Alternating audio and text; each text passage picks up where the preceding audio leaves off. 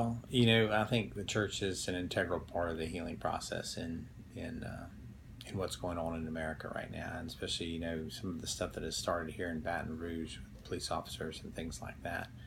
Really, when it comes down to it, man's issue is we're all broken, and we need to be right with the Lord. And how do we convey that? Because the communities have such a bad taste, I think, of the church in their mouth in recent days, that's become the stumbling block where they say, "Oh, I've tried that. I'm not going to do it. I'm not going to go down that route. I'm going to take things into my own hands." And we start taking things into our own hands, so it kind of brings us down the wrong road.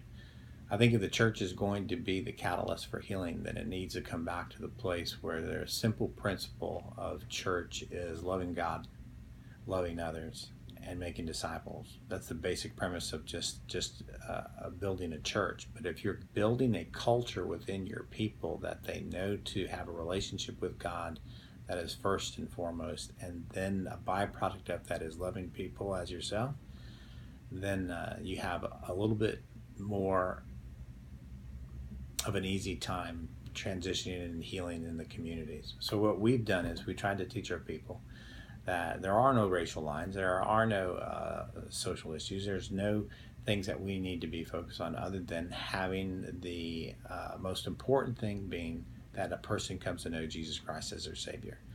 Now, without saying that out loud, they go out and love people unconditionally within their workplace. So we train up disciples here to be able to take the gospel into their workplaces, into the police areas, into the fire departments, into the places that they're working at, on the plants and the places that they work, and simply meet people's needs right where they are. And when we're able to do that, we're able to interface with those people.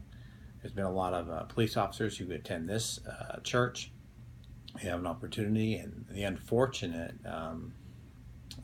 happenstance of recent times is some young ladies who attend here, their uncle was one of the guys who was killed recently. And so being able to pick up the phone and call those people and pray with them, administer to them, and provide care for them, and to help them in areas of their life that nobody is really focusing on right now, or being intentional with, if you will, is important. And so we want to try to be intentional with our care and with our love, this unconditional love that we're going into the community with.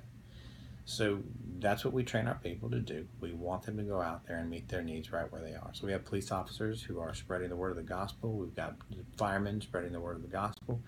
We've got our people in the plants that they work at, in their homes that they're working with, on the sports fields that they're in, trying to present the gospel out of simply loving people unconditionally and meeting their needs.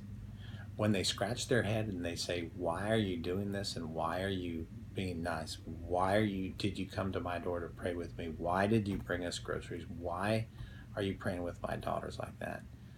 It's at that point you have an opportunity to present the gospel. But until that time, I tell them to keep their mouths shut and just love them unconditionally. To make them wonder why somebody would want to do that is key in healing a community, because they do not see an agenda at that point. There's no agenda other than this person's loving me unconditionally, which is exactly what Christ commanded us to do.